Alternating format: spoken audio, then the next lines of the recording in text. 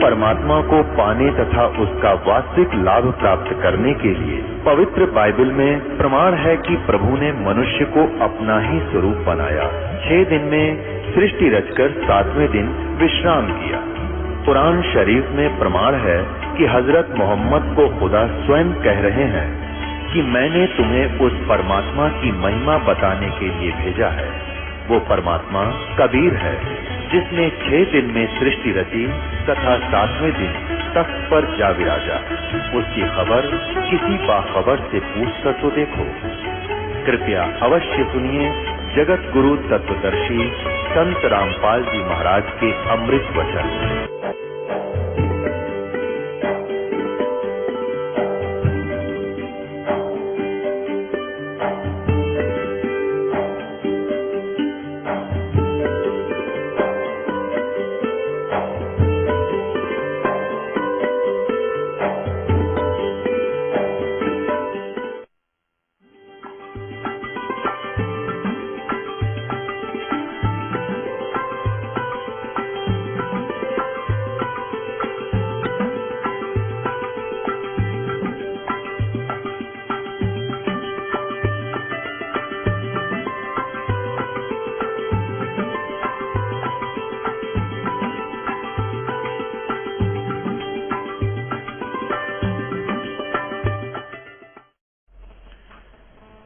जब ये सभी साधनाएं करके थक लेते हैं, कोई सुख नहीं होता, घर में दूना नुकसान होता जाता है, शरीर में भी परिवार में भी हानि होती है। फिर ये रोते हैं कि हे भगवान तेरे गुण सुने थे, तू अंधे ने आंख दे, कोढ़ी को काया दे, निर्धन को माया दे, लेकिन हमें तो कुछ भी नहीं मिल रहा। नास्तिक हो जाते। तो परमात्मा कहते हैं वो सर्व सुखदाई जो गुण तुम सुनते हो वो सभी गुण मेरे अंदर विद्वान हैं। तुम मुझे नहीं पहचानते, तुम मुझे रो रहे हो और मैं तुम्हें रो रहा हूं। मैं तुम्हें रो रहा हूं कि मेरे बच्चे कैसे बुरी तरह फंस गए। कोई गधा बना, कोई गधी बनी, कोई कुत्ता बना, कोई कुतिया बनी, किसी की टांग कट गई, किसी का बेटा मर गया, हाहाकार मची है और तुम मेरी शरण में नहीं आते और तुम मुझे ही ढूंढ रहे हो। तो कहते हमारे इस वियोग को एक दूसरे से दूर हो गई, हम बीच में काल ने इतनी जबरदस्त ये द्वार खींच दी अज्ञान की। तो कहते हैं गरीबदास जी महाराज परमात्मा की महिमा बता रहे हैं कि कबीर जी कह रहे हैं कि हमारे इस वियोग को, आत्मा और परमात्मा के विछोह को, आपस में जो हम एक दूसरे से दूर हो गए, इसको कोई नहीं समझ पा रहा। मैं रोवत हूँ सृष्टि को, सृष्टि रोवे मोहे। गरीबदास इस वियोग को समझ न पाता कोई। अब अपने उसी आधार पर, उसी सिद्धांत के आधार पर के गेल गेल ला गया फिरूं जब लग धरती आकाश, गोता मारूं स्वर्ग में जा बैठूं पाताल। कबीर साहब कहते हैं कि ढूंढता फिरूं अपने हीरे मोती लाल। उसी आधार से अपने उस लाल को समुद्र से निकालने के लिए, संसार रूपी अकाल, इस अज्ञान रूपी समुसागर से बाहर निकालने के लिए कबीर परमात्मा ने एक साधु का भेष बनाया।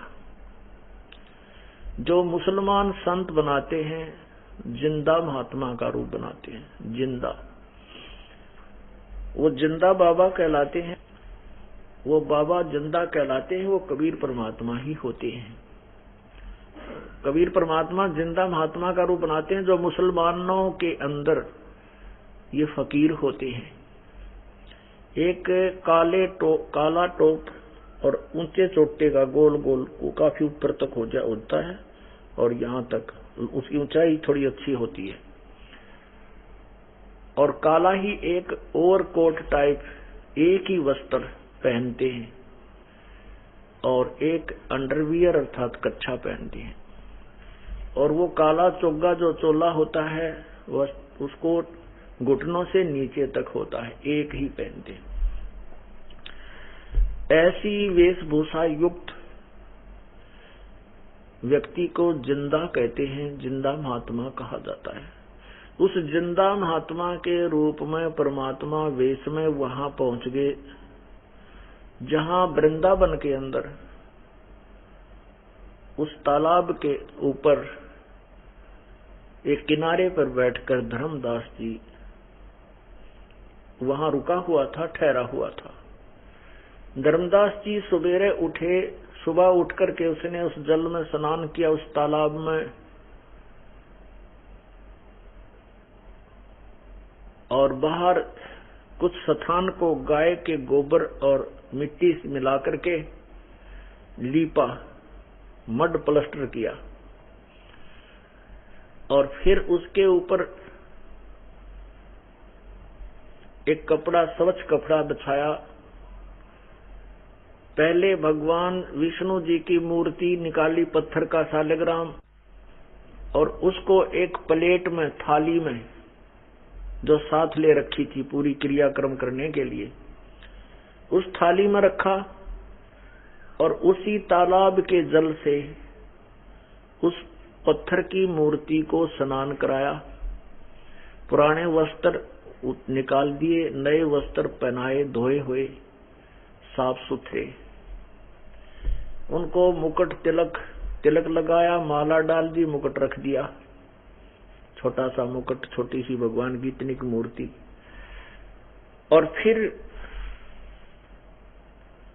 गीता जी का पाठ करने लगा। पहले तो हरे राम हरे कृष्ण सीताराम राधे श्याम राधे राधे राधे राधे श्याम मिला दे, ये सारे ही गीत मंत्र जंत्र किए। विष्णु स्तोत्र पढ़ा। उसके बाद उसी समय परमात्मा कबीर जी जिंदा महात्मा के रूप में उसके से थोड़ी सी दूरी पर, 50 फुट की दूरी पर बैठकर धर्मदास जी जो भी क्रियाएं कर रहा था उसको बड़े ध्यान पूर्वक देख रहे थे। अब धर्मदास जी ने देखा कि कोई व्यक्ति, कोई साधु तेरी क्रिया पर बहुत रुचि किए हुए है, बहुत ही ध्यान पूर्वक इसे देख रहा है। तो उसने उस दिन और अच्छी तरह कुछ ऊंचे स्वर में अपनी पूजाओं का उच्चारण किया और मंत्र जाप किए। तत्पश्चात उसने गीता जी का पाठ प्रारंभ किया, और उस दिन उसने 7वें अध्याय का नंबर था, 7वें अध्याय को धर्मदास जी ने पढ़ा। ऊंचे स्वर में पढ़ा ताकि ये सामने बैठा हुआ व्यक्ति भी सुन सके, और इसकी रुचि है तो हो सकता है ये कल्याण करवा ले और हमारे हिंदू धर्म के इस अनमोल शास्त्र को समझकर अपना आत्म कल्याण करवावे। परमात्मा ने और अच्छी रुचि दिखाई और धर्मदास के बहुत निकट आकर के प्रभु बैठ गई।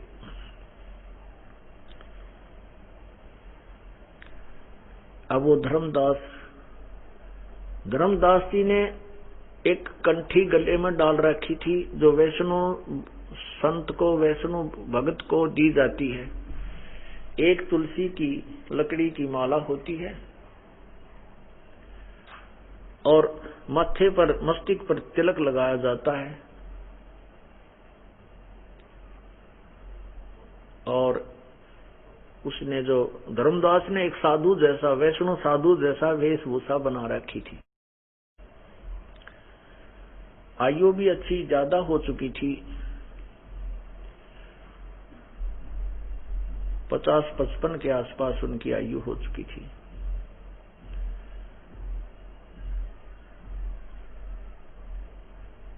जब उसने अपनी सभी क्रियाएं कर ली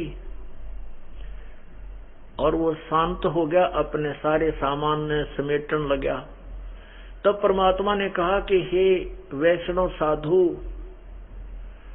कबीर परमात्मा ने स्वयं तो एक अनजान अबोध एक भगत की भूमिका की, और उस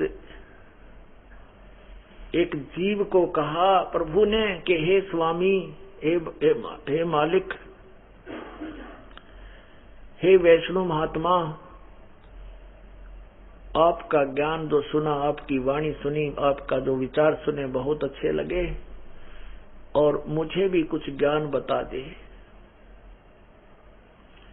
मेरे को कोई मार्गदर्शन कर। मैं बहुत साधु संतों के पास गया हूं, लेकिन मेरा संशय निवारण नहीं हुआ।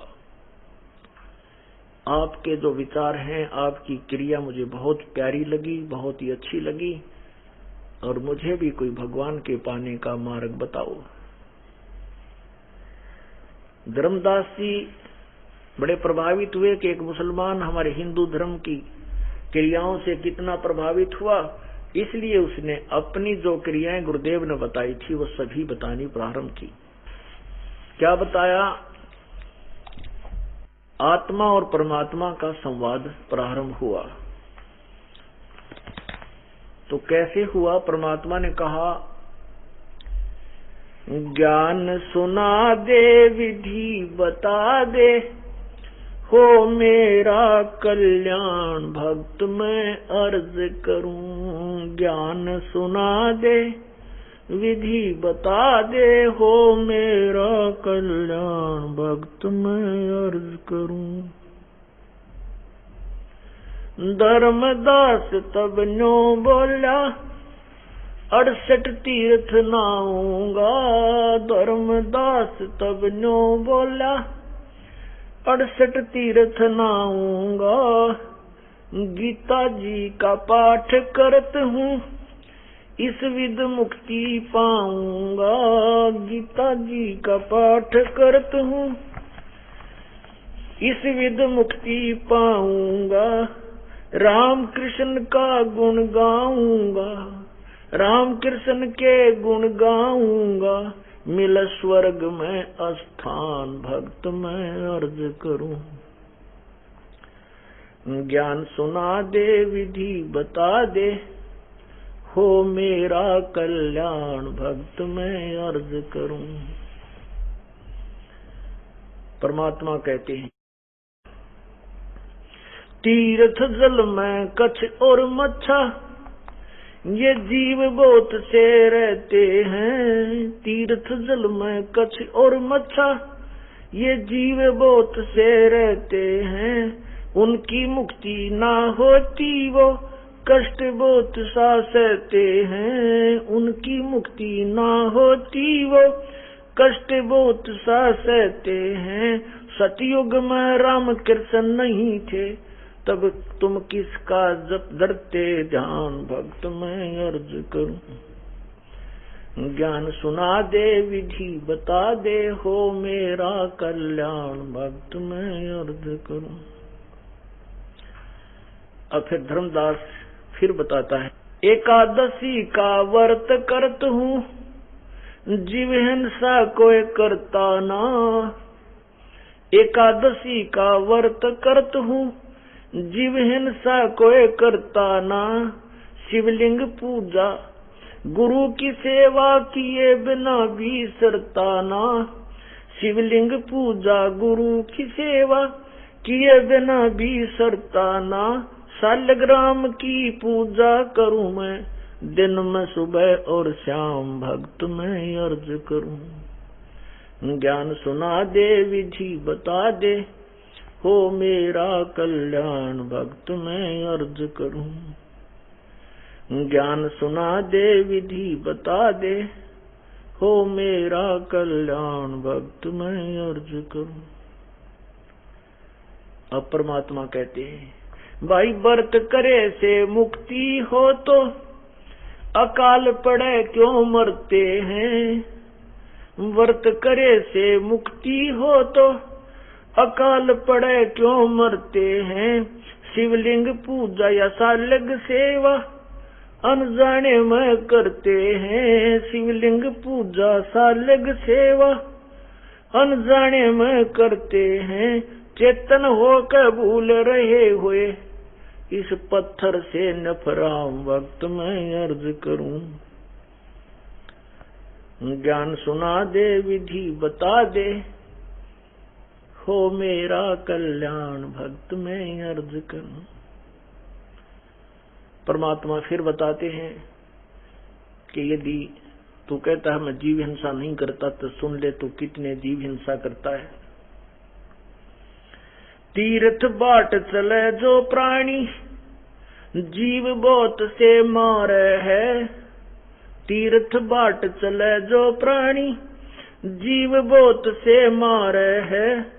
जल में सूक्ष्म जीव रहत, जब स्नान करत संहार है। जल में सूक्ष्म जीव बहुत है, स्नान करत श्रृंगार है।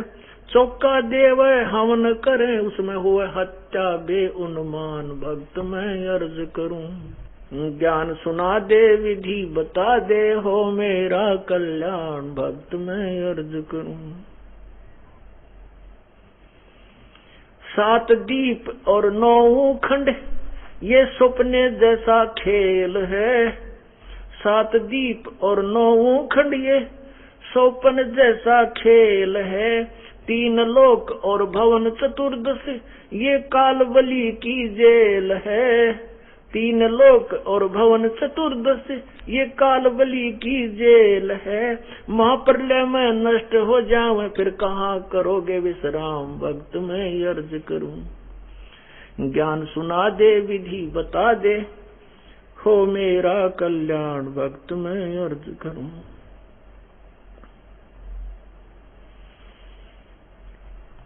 अब धर्मदास विचलित हो जाता है अपने पूजा से, सचमुच गलत कर रहा हूँ।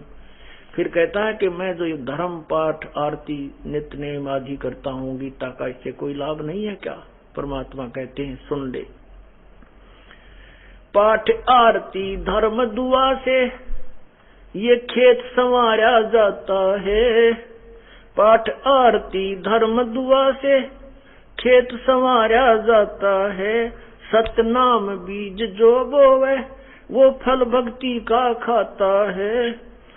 सतनाम बीज जो बोवे, वो फल भक्ति का खाता है।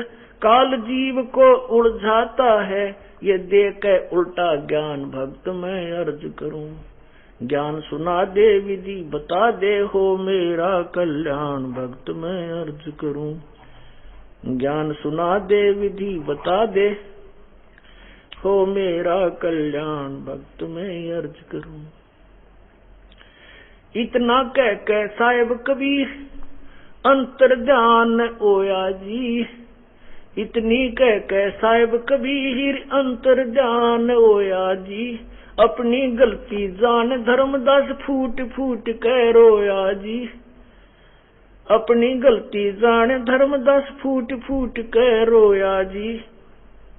भूल में जीवन खोया जी, अब हो गया सच्चा ज्ञान। भक्त मैं अर्ज करूं, ज्ञान सुना दे विधि बता दे, हो मेरा कल्याण। भक्त मैं अर्ज करूं। फिर धर्मदास जी को जब सच्चाई का पता चला कि सचमुच हम तो शास्त्र विरुद्ध साधना कर रहे हैं, सभी पूजाओं को त्याग करके वहीं उस शालिग्राम को पटक करके और रोता हुआ, जो परमात्मा सामने से अंतर्ध्यान हो गए, दिखाई नहीं दिया, दृश्य हो गए, छुप गए, और तीर्थ यात्रा को बीच में सतगीत करके अपने घर की तरफ रोता हुआ चल पड़ा। पाखंड पूजा सब ही छोड़ी, मन चाया न तीर्थ नाने को। वह पाखंड पूजा सब ही छोड़ी, मन चाया न तीर्थ नाने को। वापस घर को चल पड़ा तज, वृंदावन बरसाने को। वापस घर को चल पड़ा तज, वृंदावन बरसाने को। ये बंदी छोड़ तेरे पाने को, अब खो दूं अपनी जान। भक्त मैं अर्ज करूं, ज्ञान सुना दे विधि बता दे, हो मेरा कल्याण। भक्त मैं अर्ज करूं, ज्ञान सुना दे विधि बता दे, हो मेरा कल्याण। भक्त मैं अर्ज करूं। रो रो रुदन मचावन लाग्या, एक धर्म यग रचाई जी। रो रो रुदन मचावन लाग्या, एक धर्म यग रचाई जी। दीन दयाल दया के सागर, आके सुरत दिखाई जी। दीन दयाल दया के सागर, आके सूरत दिखाई जी, रामपाल मुक्ति तब पाई जब मिले कबीर भगवान, भक्त मैं अर्ज करूं। ज्ञान सुना दे विधि बता दे, हो मेरा कल्याण, भक्त मैं अर्ज करूं। ज्ञान सुना दे विधि बता दे, हो मेरा कल्याण, भक्त मैं अर्ज करूं। ज्ञान सुना दे विधि बता दे, हो मेरा कल्याण, भक्त मैं अर्ज करूं। अब धर्मदास जी से परमात्मा ने पूछा कि हे वैष्णव साधु, आप मुझे कोई मोक्ष मार्ग बताइए। धर्मदास जी ने कहा कि मैं राम और कृष्ण का जाप जपता हूं, हरे राम हरे कृष्ण राधे श्याम सीताराम। जब अपनी सारी क्रियाएं बताई कि 68 तीर्थ नहाऊंगा, राम कृष्ण के जाप नाम जपत हूं, इस विध मुक्ति पाऊंगा।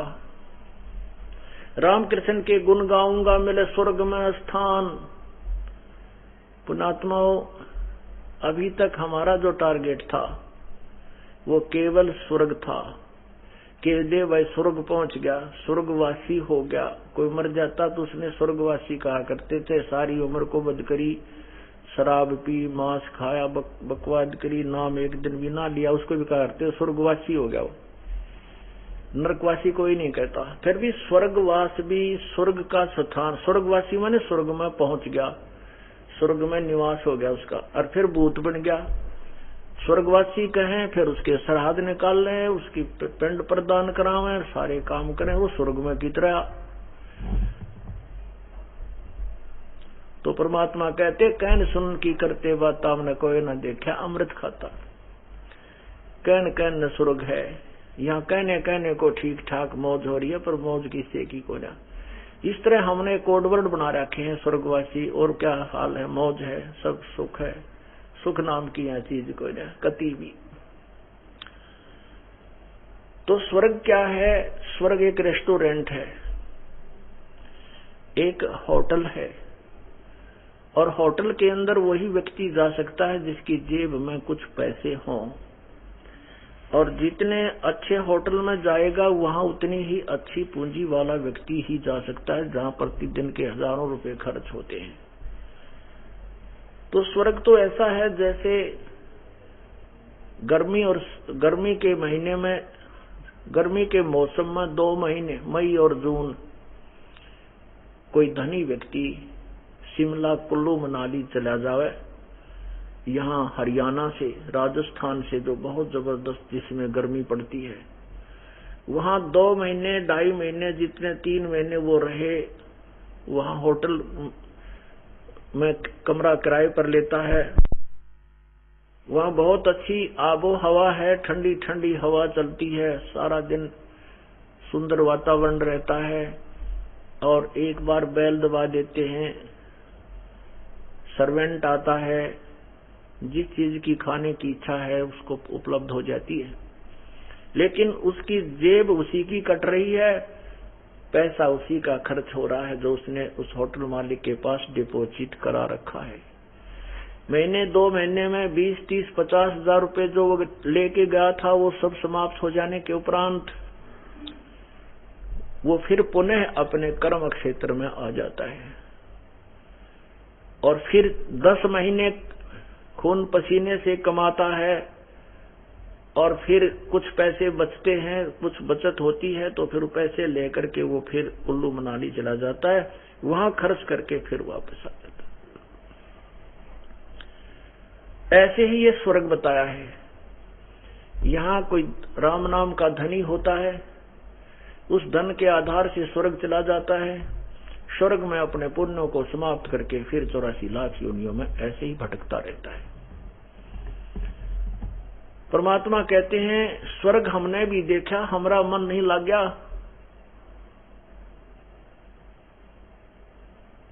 और सुन मंडल को किया पियाना, क्या नाम ने प्रस्थान किया, फिर आगे को चले, फिर काल कर्म सब भाग गया। ये स्वर्ग तो ऐसा है जैसे किसान मई जून अप्रैल मई जून जुलाई जो गर्मी के महीने होते हैं खेत में काम करता है, जैसे अप्रैल और मई में जून में फसल निकालते हैं, काटते हैं, तो सारा दिन खेत में धूप में लाल पीले हो जाते हैं और 1 घंटा दोपहर के समय एक वृक्ष के नीचे बैठकर विश्राम कर लेते हैं और खाकर रोटी आध घंटा अपना फोकाड़े मार लेता है। उठते ही फिर उसको दिखाई देता है मेरा काम शेष है, तुरंत चल पड़ता है उसी धूप में। तो ऐसे ही ये स्वर्ग तो ऐसा है जैसा सारा दिन धंधा करते समय और बीच में 1 घंटा 2 घंटे उस किक्कर के नीचे विश्राम कर लिया और फिर वो सारा परिश्रम नो का नो आगे रखा है, वो करना ही पड़ेगा। ऐसे ये स्वर्ग स्थान है जैसे आपने महावीर जैन जी के विषय में पढ़ा, केवल 80 लाख बार तो वो देवता बना और बाकी समय क्या बना, 60 करोड़ बार गधा, 30 करोड़ बार कुत्ता, 20 करोड़ बार हाथी, 20 करोड़ बार बिल्ली और पता नहीं कितने वृक्ष, फलाना वृक्ष। ये भगवान कर्जा पाठी आदमी का। तो ऐसे हमारा टारगेट ही स्वर्ग था। अब पता चला कि स्वर्ग तो सबसे खतरनाक और व्यर्थ स्थान है जहां पर अपनी जेब कटती है, अपनी ही पूंजी का नाश होता है। जो धन पुण्य धर्म या कोई भक्ति हम करते हैं ये वहां पर हमारी समाप्त हो जाती है।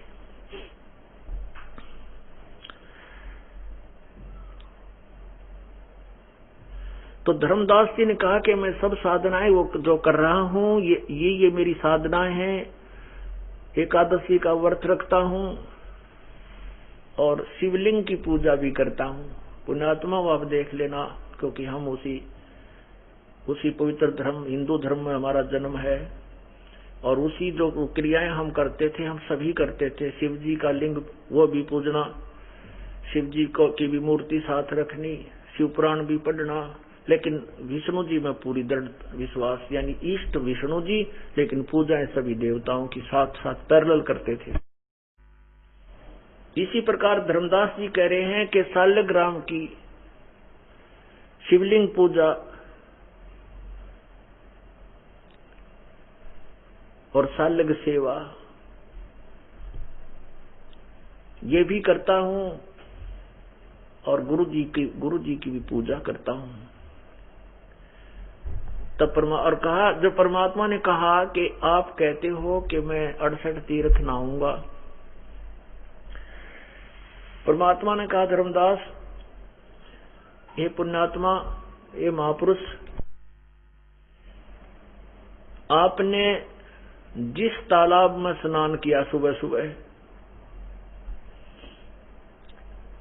जिस तालाब में आपने स्नान किया, इसमें कितने जीव हैं वो लोटा भर कर रखा था। साल उस पुण्यात्मा ने उसी जोड़ के पानी तक उस तालाब के जल से वो लोटा भर कर रखा था, साथ में करमंडल, और उसमें वो जीव छोटे छोटे ऐसे फुदक रहे थे, ऐसे कूद रहे थे, उसके अंदर से छोटे छोटे घूम रहे थे। तब परमात्मा ने कहा कि देख धर्मदास, जिस जोड़ में तू नहाया है, जिसको तीर्थ मानता है, कहता मैं कोई जीवन सानी करता,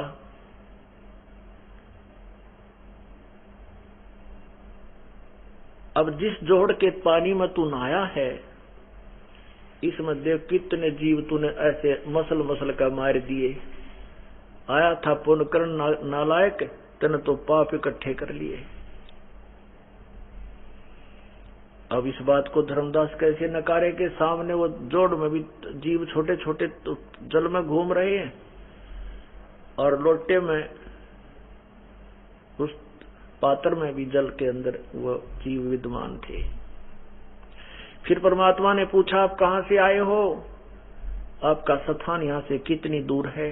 धर्मदास जी ने कहा कि मैं बांधवगढ़ से आया हूं और यहां से लगभग 200-250 कोस है, 250 कोस का अर्थ समझो 800 किलोमीटर, 750 किलोमीटर। और वहां से मैं पैदल आया हूं। महिमा बताता है कि मैं पैदल चला हूं, ऐसा श्रद्धालु हूं। परमात्मा कबीर देव ने कहा कि वहां से यहां तक पैदल आने में और कितने जीव मार दिए आपने, विचार करके देख पुण्यात्मा। पृथ्वी ऊपर पग जो धारे, करोड़ जीव एक दिन में मारे। एक दिन के सफर में आप करोड़ों जीवों को मार देते हो। और फिर कहता मैं जीव हिंसा नहीं करता, क्योंकि ये व्यंग्यात्मक तरीके से धर्मदास ने कहा था, व्यंग्यात्मक दृष्टिकोण से कहा था कि ये मुसलमान संत है, साधु है, और हमारे रामकृष्ण के विषय में ये ऊट पटांग बोल रहा है।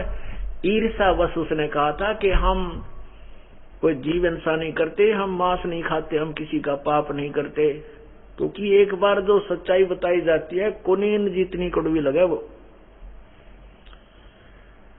तो धर्मदास को बड़ा अंदर ही अंदर क्रोध आया और कहा था, उसका उत्तर दे रहे हैं परमात्मा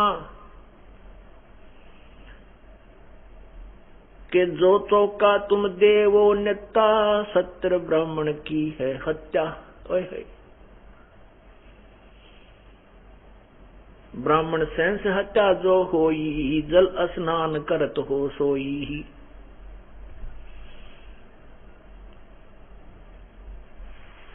जो तूने ये लीप पोत कर रोटी बनाते हो, खाना बनाते हो, इसमें भी ना जाने कितनी हिंसाएं होती हैं। और जो लकड़ी जलाते हो, लकड़ियों में भी सूक्ष्म जीव मरते हैं। खाना पकाते उसमें भी जीव मरते हैं। और जो तूने ये चौका लीपा था, ये स्थान लीपा है, इसमें भी जीव मरे हैं। अरी भांति पृथ्वी के रंगा, अंत कोट जीव उड़े पतंगा।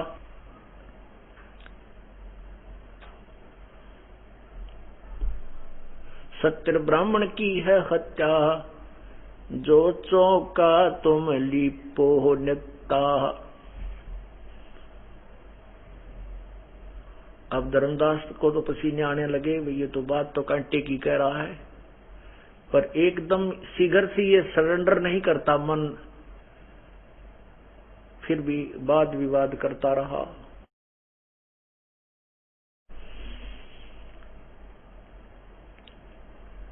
परमात्मा ने बताया कि आप कहते हो कि मैं व्रत रखता हूं।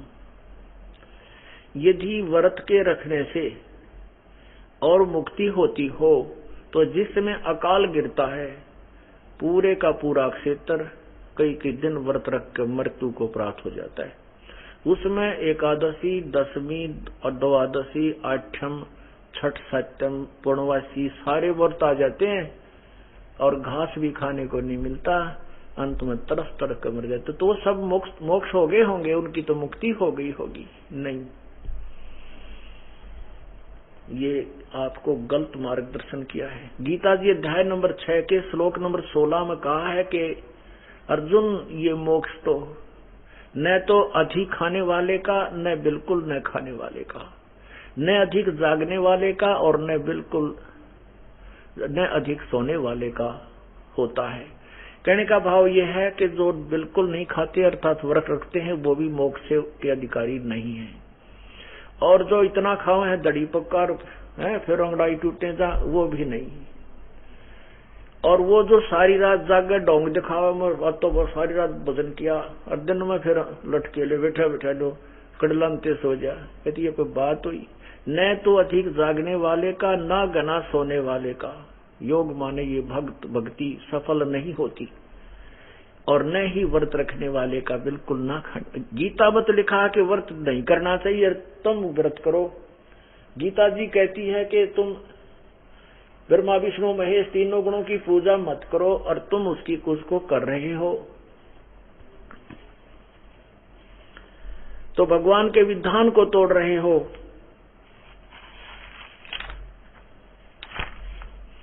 देखिएगा श्रीमद् भगवत गीता अध्याय नंबर 6 का श्लोक नंबर 16। गीता प्रेस गोरखपुर से प्रकाशित श्रीमद् भगवत गीता अध्याय नंबर 6 ये श्लोक नंबर 16। हे अर्जुन, यह योग, योग माने भक्ति, न तो बहुत खाने वाले का और न बिल्कुल न खाने वाले का, तथा न बहुत सहन करने वाले का, नहीं सोने वाले के स्वभाव का, और न सदा जागने वाले ही का सिद्ध होता है। गीता जी तो कह रही है तुम वेद जो व्रत नहीं रखना चाहिए, और तुम गीता को पढ़ रहा है, कर रहा है विपरीत। गीता जी में लिखा है कि तीनों गुणों की पूजा करने वाले, राक्षस स्वभाव को धारण किए हुए मनुष्यों में नीच दुष्कर्म करने वाले मूर्ख ये मुझे भी ना भजते। और आप रजगुण ब्रह्मा, सदगुण विष्णु, तमगुण शिव जी, तीनों गुणों, और आप इन्हीं की पूजा कर रहे हो और पढ़ रहे हो गीता जी को, नित्य पाठ करे। इस पाठ का क्या लाभ हुआ? परमात्मा ने कहा कि धर्मदास, मैं एक अबोध व्यक्ति हूं, आपसे कुछ ज्ञान जानना चाहता हूं, लेकिन मैं आपके मार्ग को स्वीकार करने से पहले अपने प्रश्नों का उत्तर अवश्य चाहूंगा। तो उनमें से परमात्मा ने प्रश्न किया कि जैसे एक किसान था और उस किसान को वृद्ध अवस्था में एक पुत्र की प्राप्ति हुई। किसान ने सोचा कि जब तक ये बच्चा अपने काम को संभालने योग्य होगा, कृषि को, तो हो सकता है मेरी मृत्यु ना हो जाए। इसलिए उसने अपना अनुभव एक कॉपी में लिख दिया, एक पैड पर लिख दिया, और कहा बेटा जब तू बड़ा हो जाए, खेती करने लगे, तो मेरे इस अनुभव के लिखे हुए को पढ़ लेना। इसको प्रतिदिन पढ़ के फिर उस काम को करने जाना। तू मार नहीं खाएगा, तेरी खेती सफल होगी। जब वो लड़का जवान होया तो वो बुजुर्ग जो है अब शरीर त्याग गया। अब उस किसान का लड़का प्रतिदिन अपने पिता के अनुभव को, लिखे हुए लेख को रोज पढ़ता है और करता उसके विपरीत है। तो क्या वो खेत धनी हो जाएगा? क्या उसको खेती उसकी सफल होगी?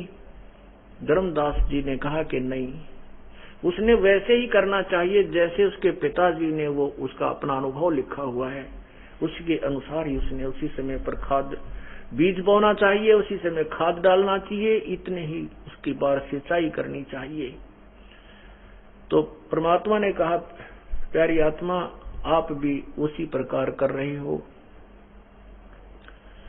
गीता जी में जो कहा जा रहा है कि तीनों गुणों की पूजा, रजगुण विष्णु, तमगुण शिव जी, सतगुण विष्णु, इनकी पूजा करने वाले,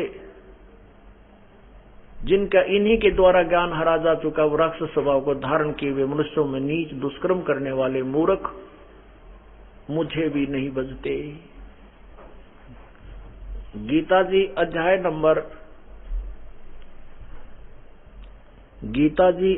नंबर 7 को आपको फिर दिखाना पड़ेगा, क्योंकि ये प्रकरण ऐसा चल रहा है।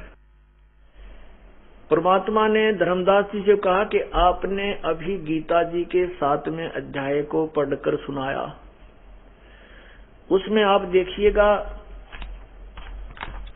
7वें अध्याय को आपने पढ़ा, इसके 12 से लेकर 15 तक और 20 से लेकर 23 तक में यही कहा है कि जो इन तीनों देवताओं, अन्य देवता, ये तीनों देवता भी अन्य देवताओं में आते हैं, रजगुण ब्रह्मा, सदगुण विष्णु, तमगुण शिव जी भी, और इनकी जो पूजा करते हैं वो राक्षस स्वभाव को धारण किए हुए मनुष्यों में नीच दुष्कर्म करने वाले मूर्ख, ये 4 उपाधि दे रखी है गीता ज्ञानदाता ने, और आप उन्हीं की पूजा कर रहे हो। ये देखिएगा श्रीमद् भगवत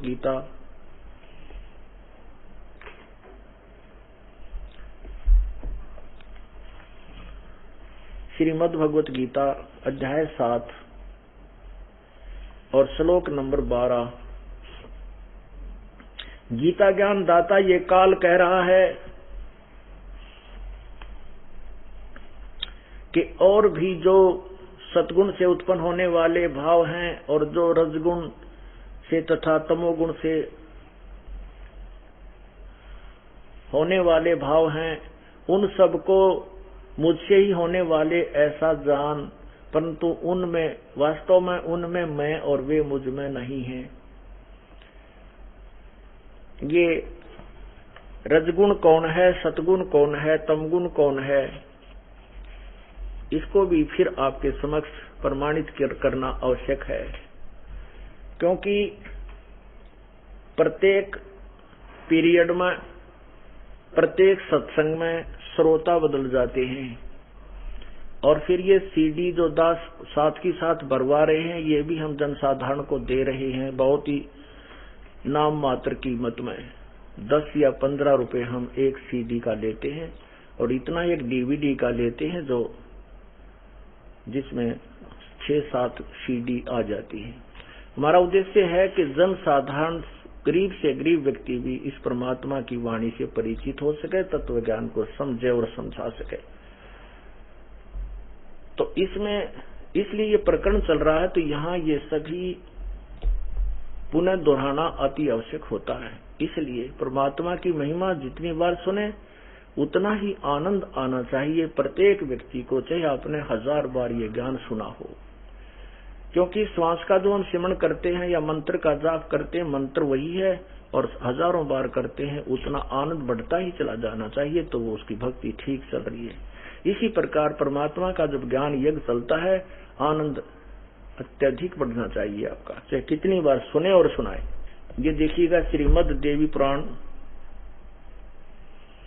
श्रीमद देवी भागवत, श्रीमद देवी भागवत हिंदी टीका सहित भाग 1, और इसके कौन अनुवादक हैं, प्रकाशक कौन है?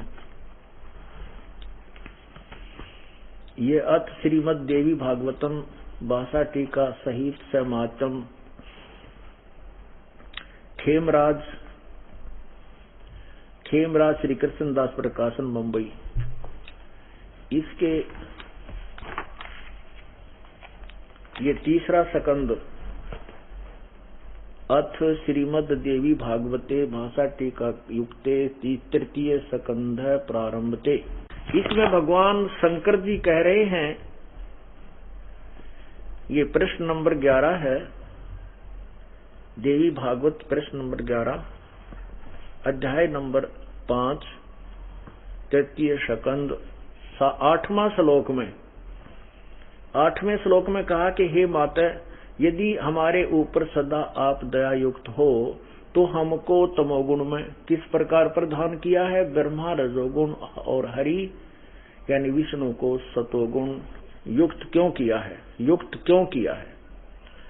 फिर देखिए, हे माता, यदि हमारे ऊपर आप सदा दया युक्त हो तो हमको, शंकर जी कहते हैं, तमोगुण में किस प्रकार प्रदान किया है, ब्रह्मा रजोगुण हरि सतगुण युक्त क्यों किए, युक्त किए हैं। अब इसका यह संस्कृत, ये 7वां समाप्त हुआ। 8वां, यदि दया धर्मना न सदाम्बिके कथम अहम विहिता च तमोगुण कमल जय, कमल से उत्पन्न होने वाले ब्रह्मा, कमल जय रजोगुण संभव विहितु सुविहित किमो सतोगुणो हरि, सतोगुणो हरि इति सिद्धम। जिन सदग्रंथों पर हम आधारित हैं वही प्रमाणित कर रहे हैं कि रजगुण ब्रह्मा है, सतगुण विष्णु है, तमगुण शिव जी। और यहाँ भी पवित्र गीता जी में भी लिखा है कि इन तीनों गुणों को की पूजा करते हैं लेकिन वो मुझे नहीं भजते। तो तीनों गुणों की पूजा का अर्थ है तीनों भगवान, रजगुण ब्रह्मा, सतगुण विष्णु, तमगुण शिव जी। ये काल भगवान कह रहा है कि तीनों गुणों के द्वारा जो कुछ भी हो रहा है, रजगुण ब्रह्मा से उत्पत्ति और सतगुण विष्णु से सतीथि, तमगुण शंकर से संहार, ये जो कुछ भी हो रहा है ये मुझसे ही है, मुझसे ही होने वाला है। लेकिन मैं इनके अंदर नहीं हूं, मैं बाहर दूर रहता हूं, लेकिन करवाता यही है। क्योंकि काल को 1 लाख मानव शरीरधारी प्राणी नित आहार करना पड़ता है, इसको एक कोड लगा है, रोग लगा है, और 1.25 लाख उत्पत्ति करता है। जिसके लिए इसने तीनों पुत्रों को नियुक्त कर रखा है। ब्रह्मा रजोगुण है, उसके प्रभाव से उसके दबाव से उसके अंदर से निकल रही रेज वो हम सभी प्राणियों को जो इनकी रेंज में आते हैं उनको प्रेरित करता है विषय वासना करने के लिए। बहुत प्रबल जो है ना ये इच्छा पैदा कर देता जिससे ये बच्चे उत्पन्न करते हैं। और विष्णु जी के सतोगुण के प्रभाव से हम एक दूसरे में मोह ममता फंसा बैठते हैं, ये जीव के बस का नहीं। और तमोगुण के आधार पर हम एक दूसरे को मार डालते हैं, गुस्सा इतना कर डालते हैं, मनमाने कितना अनर्थ कर डाले। और शंकर जी फिर संहार करने की ड्यूटी शंकर को दे रखी है, तमोगुण है। तो अब इसने कहा है कि जो तीनों गुणों से जो कुछ हो रहा है उसका मुख्य कारण मैं ही हूं, लेकिन मैं इनमें नहीं, ये मुझ में नहीं। आगे देखिए 3रा श्लोक, 13वां श्लोक 7वें अध्याय का।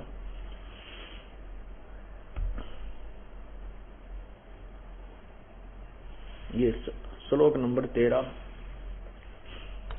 इन गुणों के कार्य रूप सात्विक, राजस और तामस, इन तीनों प्रकार के भाव से ये सारा संसार प्राणी समुदाय मोहित हो रहा है। इन तीनों गुणों से परे यानी ब्रह्मा विष्णु महेश से दूर अलग मुझ अविनाशी को नहीं जानता। इससे सिद्ध हो गया कि जो भगवान है ये काल कह गीता बोल रहा है, वो कहता है कि तीनों गुणों रजगुण ब्रह्मा सदगुण विष्णु तमगुण शिव जी तक की पूजा कर रहे हैं, ये मुझे और उस अविनाशी को नहीं जानते। इसका वास्तविक अर्थ ये है। तो इससे भी सिद्ध है कि ये पूजा के विषय में प्रकरण चल रहा है, साधना के विषय में, कि वो तीनों गुणों कौन है, रजगुण ब्रह्मा सदगुण विष्णु तमगुण शिव जी। अब 14वां श्लोक क्लियर करता है। ये 14वां श्लोक है। क्योंकि यह अलौकिक अर्थात अति अद्भुत त्रिगुण में मेरी माया, रजगुण ब्रह्मा सदगुण विष्णु तमगुण शिव जी द्वारा रचा गया ये जाल त्रिगुण में मेरी माया बड़ी दुस्तर है, खतरनाक है। परंतु जो पुरुष केवल मुझको ही निरंतर भजते हैं वो इस माया को उल्लंघन कर जाते हैं। अब ये स्पष्ट हो गया कि जो मेरी भक्ति करते हैं, काल कहता है, वो इन ब्रह्मा विष्णु महेश से ऊपर उठ जाते हैं, इस माया से, त्रिगुणमयी माया से ऊपर चले जाते हैं। ये कहाँ जाते हैं? जो वेदोनुसार ओम नाम का जाप करते हैं, ब्रह्मा विष्णु महेश की पूजा जो नहीं करते, वो महास्वर्ग में ब्रह्मलोक में चले जाते हैं। वो महास्वर्ग में उसका समय कुछ अधिक होता है।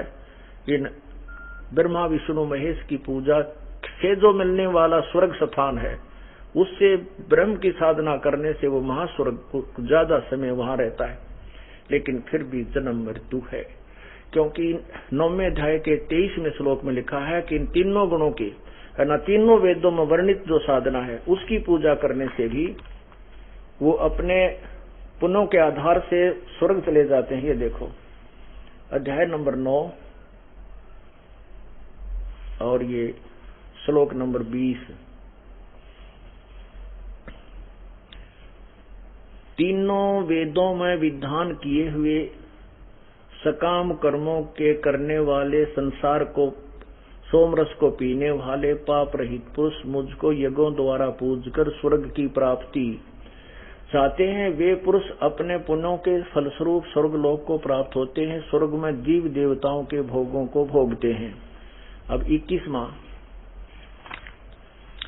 वे उस विशाल स्वर्गलोक को भोगकर पुण्य अक्षीण होने पर मृत्यु लोक को प्राप्त होते हैं। इस प्रकार स्वर्ग के साधन स्वरूप तीनों वेदों में, इस प्रकार तीनों वेदों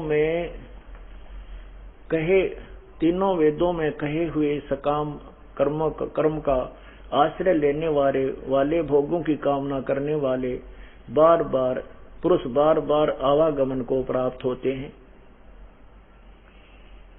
अर्थात पुण्यों के प्रभाव से स्वर्ग जाते हैं और पुण्य क्षीण होने पर वो मृत्यु लोक में आते हैं। अब इससे क्या सिद्ध हुआ कि तीनों वेद, क्योंकि यजुर्वेद, ऋग्वेद और सामवेद ये ही भक्ति के वेद माने जाते हैं। अथर्ववेद ये इसमें सृष्टि रचना का प्रमाण अधिक है, इसलिए इन तीनों वेदों के आधार से ये ऋषिजन साधना करते रहे। आगे फिर बताते हैं 22वें श्लोक में, जो अनन्य प्रेमी, ये 22वां श्लोक है, जो अनन्य प्रेमी भगत जन मुझ परमेश्वर को निरंतर चिंतन करते हुए निष्काम भाव से भजते हैं, उन नित्य निरंतर मेरा चिंतन करने वाले पुरुषों का योगक्षेम होता है भक्ति की रक्षा, मैं स्वयं प्राप्त कर देता हूँ, उसको मैं प्रोटेक्शन देता हूँ। अब 23 में कहा है कि अर्जुन, यद्यपि श्रद्धा से युक्त जो सकाम भक्त अन्य देवताओं दूसरे देवताओं को पूजते हैं, वे भी मुझको ही पूजते हैं, परंतु उनका वह पूजन अविधि पूर्वकम अर्थात अज्ञान पूर्वक है। और इसमें 25 में लिखा है, 9वें अध्याय के 25वें मंत्र में लिखा है कि देवताओं को पूजने वाले देवताओं को प्राप्त होते हैं, पितरों को पूजने वाले पितरों को प्राप्त होते हैं, भूतों को पूजने वाले भूतों को प्राप्त होते हैं, और मेरा पूजन करने वाले मुझको ही प्राप्त होते हैं। अब ये क्या कहता है कि तीनों वेदों में वर्णित विधि अनुसार जो साधना करते हैं वो भी स्वर्ग तक जाते हैं, महास्वर्ग में चले जाते हैं। अपने पुण्यों को क्षीण होने के उपरांत वो फिर वापस यहीं आते हैं, जन्म मरण में रहते हैं, आवागमन में रहते हैं। फिर कहा कि श्रद्धा से जो अन्य देवता ब्रह्मा विष्णु महेश और अन्य देवताओं की जो पूजा करते हैं, वो पूजा तो मेरी ही जानकर कर रहे हैं, क्योंकि वो परमात्मा प्राप्ति का प्रयत्न ही कर रहे हैं, लेकिन उन नादानों की वो साधना शास्त्र विरुद्ध है, और शास्त्र विधि यानी शास्त्र अविधि पूर्वक है, इसलिए वो साधना ठीक नहीं। गीता जी अध्याय नंबर 16 के मंत्र 23 में स्पष्ट किया है कि शास्त्र विधि को त्याग कर जो मनमानी पूजा करते हैं, मनमाना आचरण करते हैं, उनको कोई सुख नहीं होता। देखिए अध्याय नंबर 16 ये श्लोक नंबर 23, जो पुरुष जो साधक शास्त्र विधि को त्याग कर अपनी इच्छा से मनमाना आचरण करते हैं, वह न सिद्धि को प्राप्त होता है, न परम गति को और न सुख को ही। 24 में कहा है, इससे तेरे लिए इस कर्तव्य और कर्तव्य की अवस्था में, यानी कौन करने चाहिए, कौन से कर्म त्यागने चाहिए भक्ति के, तो शास्त्र ही प्रमाण है। ऐसा जानकर शास्त्र विधि से नियत कर्म ही करने योग्य। अपुण्यात्माओं, गीता ने तो निचोड़ कर कर दिया, बिल्कुल क्लियर कर दिया कि अन्य देवताओं की पूजा तो बिल्कुल ही व्यर्थ है, और शास्त्र विधि को त्याग कर जो साधना करते हैं वो किसी काम की को ना। परमात्मा बता रहे हैं, अब देखिए 7वें अध्याय के 15वें श्लोक में, 7वें अध्याय के 15वें श्लोक में 15वां श्लोक है, क्योंकि ये उन तीनों गुणों रजगुण ब्रह्मा सदगुण विष्णु के ही ऊपर त्रिगुणमयी माया के ऊपर प्रकरण चल रहा है। माया के द्वारा जिनका ज्ञान हरा जा चुका है, रजगुण ब्रह्मा सदगुण विष्णु त्रिगुणमयी माया जो है, तमगुण शंकर, माया के द्वारा जिनका ज्ञान हरा जा चुका है, असुर स्वभाव को धारण किए हुए मनुष्यों में नीचे है, ये दूषित कर्म करने वाले मूर्ख मूढ़ लोग मूर्ख मुझको नहीं भजते। अब परमात्मा ने कहा, धर्मदास आप पढ़ रहे हो गीता और पूज रहे हो राम कृष्ण राधे श्याम सीता राम, राधे राधे श्याम मिला दे तेरा गजब। अब क्या श्लोक बना लिया भगवान का कि वृंदावन जाने के उपरांत बरसाना भी जाते हैं और वहां राधे से सिफारिश लगवाते हैं कि राधे राधे श्याम मिला दे। जब राधा जी शंकर भगवान विष्णु श्री कृष्ण जी को मिलने जाती थी तो बड़ी मुश्किल से वो घर से निकलकर बूंदिया कवाती थी, दुनिया पता नहीं क्या क्या कहती थी, कभी दाव लगाकर उनसे मिलने जाती थी। तो उस राधा को मुश्किल से मिला करते भगवान। उस समय तो राधा को गाली दिया करते थे वहां के लोग, ये दुष्टा है, कुलटा है, ऐसे ऐसे किसी के पास जाती है। और अब वो चले गए और अब राधे से सिफारिश लगवाते हैं, राधे राधे श्याम मिला दे। और जरा देशाम तो मिला देगी कि अकेला टूटेगा बता। फिर वो सारी मृत्यु में राम भी मरे, कृष्ण भी मरे, विष्णु भी मरे, शिव जी भी मरे। तो कहने का भाव ये है कि शास्त्र तत्व ज्ञान के अभाव से ये पुण्यात्मा परमात्मा पाने का प्रयत्न भी कर रहे थे, परंतु यथार्थ मार्ग से दूर रहे और इसी काल के जाल में जन्म मृत्यु में उलझे रहे, जन्म मृत्यु में ही फंसे रहे। कभी स्वर्ग गए, कभी नरक गए, फिर 84 लाख योनियों में भोगते रहे। परमात्मा ने उस धर्मदास को ऐसी या कुनीन खिलाई, कड़वी सत्य कही, सत्य को जान कर आंखों देख कर भी धर्मदास के वो पिछले रंग ने ऐसा विरोध किया। कहा धर्म कहता कि जिंदा तू घना मत बोले, और तू हमारे मुसलमान है ना, इसलिए तू हमारे देवताओं के बारे में ऊट पटांग बोल रहा है। परमात्मा ने कहा न तो मैं मुसलमान हूं, ना हिंदू हूं, मैं एक इंसान हूं, और न तुम्हारे देवताओं को मैं गलत कह रहा हूं। आपके सदग्रंथों में लिखा हुआ तुम्हें बता रहा हूं कि ऐसा लिखा है तुम्हारे सदग्रंथ में, मेरा तो इसमें कोई रोल ही नहीं है। जब धर्मदास की अरुचि देखी तो परमात्मा एकदम अदृश्य हो गए, सामने से ही अदृश्य हो गए, अंतर्ध्यान हो गए, दिखाई नहीं दिए। तब धर्मदास को एकदम पसीना आ गया कि ये तो कोई फरिश्ता था, कोई देव था, और कितना यथार्थ ज्ञान बता रहा था। और फिर उसके जाने के बाद फिर देखा फटाफट और गीता साथ ले रखी थी। परमात्मा के अंतर्ध्यान होने के बाद देखा तो सचमुच ये तो सारा ही गलत काम बिगड़ा पड़ा है। सारी रात रोता रहा, जाग कर काटी है भगवान। वो कौन था वो?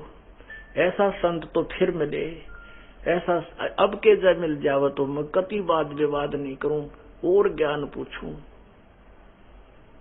ऐसा कहते हुए उसने सारी रात बिताई।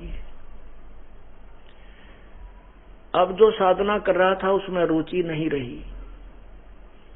फिर भी जैसा भी सुबह उठा, सोचा खाना बना लो, आज नहान हुई तो देखी जाएगी। पूजा पाठ तो पाछे करूं, पहले खाना बना लूं। या पूजा तो एक आने की भी कोई नहीं। अब ये तो डड़े ढो रहे हैं, असंग जन्म हो गए हमने ये क्रियाएं करते। तो सुबह उठा उसने, क्योंकि जंगल से लकड़ी तोड़कर ला रखी थी, चूल्हा बनाया ईंटों का, लीप ल्याप के लकड़ी लगा दी। कुछ एक मोटी लकड़ी, कुछ सहयोगी लकड़ी चूल्हे में लगा करके अपना रोटी बनाने लगा। अब खाना बनाते बनाते वो लकड़ी जलती ही, मोटे वाली लकड़ी जलती जलती जब बिल्कुल 1.5 फुट एक की रहेगी, तब तक सूर्य का प्रकाश उजाला भी हो गया।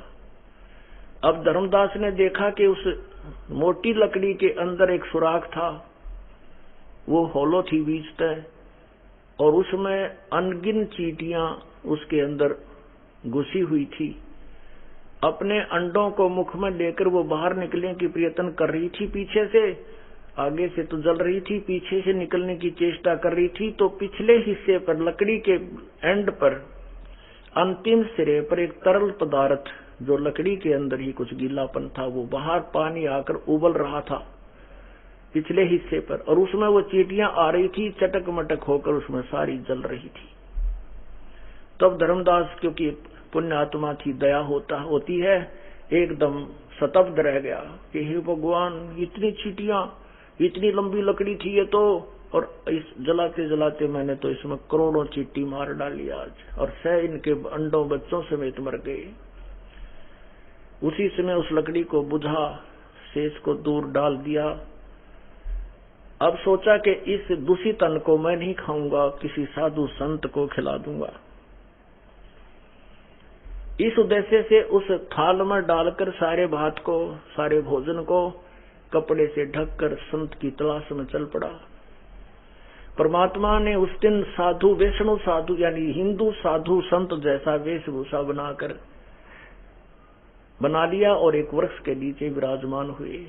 जो ही धर्मदास जी ने देखा कि सामने वृक्ष के नीचे एक संत बैठा है, वहां जाकर के वो थाल रख दिया जिसमें वो भोजन बना के ले गया था और कहा कि महात्मा जी भोजन कर लो।